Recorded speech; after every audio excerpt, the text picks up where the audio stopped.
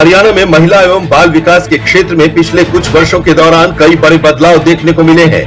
बेटी बचाओ बेटी पढ़ाओ अभियान ने राज्य की पहचान बदलने में अहम भूमिका निभाई है। सरकार का दावा है कि इस अभियान से न केवल बेटियों के प्रति समाज की सोच बदली है, बल्कि शिक्षा, स्वास्थ्य और सुरक्षा के क्षेत्र में भी सकारात्मक परिणाम सामने आए हैं। आंगनबाड़ी केंद्रों को मजबूत कर मातृ एवं शिशु स्वास्थ्य सेवाओं को बेहतर बनाने का प्रयास किया गया है।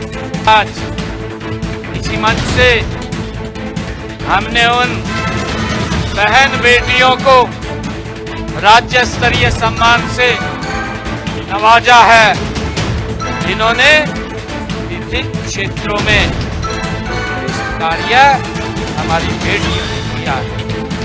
आज हमने, मुझे ये भी खुशी है कि हमने महिलाओं को सशक्त और मजबूत करने के लिए निरंतर हमारी सरकार काम कर रही है। आज लाडो लक्ष्मी योजना की 5वीं किस्त भी इसी मंच से जारी की गई है और इस योजना के तहत मुझे खुशी है कि 9,56,095 हमारी बहनों के खाते में 200 करोड़ 70 लाख रुपए की राशि आज डाली गई। बहनों, इस योजना का लाभ उन बहन बेटियों को मिल रहा है जिनके परिवार की आय 1 लाख रुपए तक है।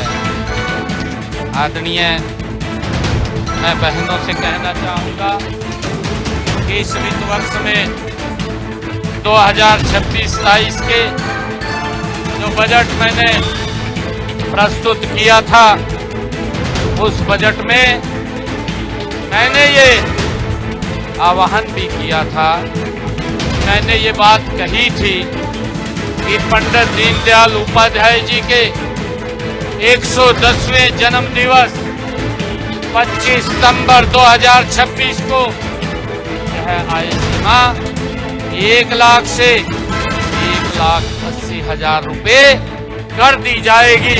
उन बहनों को भी इसका लाभ मिलेगा, क्योंकि हमने कहा था कि कोई भी बहन इस लाडो लक्ष्मी योजना से वंचित नहीं रहेगी। हरियाणा में बेटियों के जन्म अनुपात में भी सुधार दर्ज किया गया है।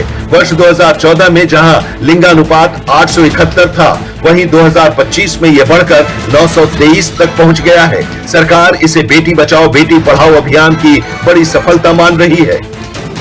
महिलाओं को आर्थिक रूप से सशक्त बनाने के लिए कई योजनाएं लागू की गई हैं। दीनदयाल लाडो लक्ष्मी योजना के तहत 9,76,000 महिलाओं के खातों में 1,415 करोड़ रुपए से अधिक की राशि पहुंचाई गई है। वहीं प्रधानमंत्री मातृ वंदना योजना के तहत 11,45,000 माताओं को 496 करोड़ रुपए से अधिक की सहायता दी गई है। महिलाओं को तकनीकी रूप से सक्षम बनाने के लिए नमो ड्रोन दीदी योजना शुरू की गई है। इस योजना के तहत 5,000 महिलाओं को ड्रोन और मुफ्त प्रशिक्षण उपलब्ध कराया जा रहा है, जिससे कृषि और तकनीक के क्षेत्र में नए अवसर खुल रहे हैं। बाल विकास और शिक्षा के क्षेत्र में भी कई पहल की गई है। राज्य के 4,000 आंगनबाड़ी केंद्रों को प्लेवे स्कूलों में बदला गया है। वहीं सुकन्या समृद्धि योजना के तहत लगभग 10 लाख बालिकाओं के खाते खोले गए हैं। हरियाणा देश का पहला राज्य बन गया है जहां 500 नए क्रैच संचालित किए जा रहे हैं। क्रैच कार्यकर्ताओं का मानदेय 3,000 रुपए से बढ़ाकर 15,000 रुपए किया गया है, जो देश में सबसे अधिक बताया जा रहा है। महिला सुरक्षा को मजबूत करने के लिए सभी जिलों में वन स्टॉप सेंटर स्थापित किए गए हैं। यहाँ घरेलू हिंसा और यौन उत्पीड़न से प्रभावित महिलाओं को कानूनी, सामाजिक और मनोवैज्ञानिक सहायता उपलब्ध कराई जा रही है। महिलाओं के आर्थिक सशक्तिकरण के लिए स्वयं सहायता समूहों को बढ़ावा दिया जा रहा है।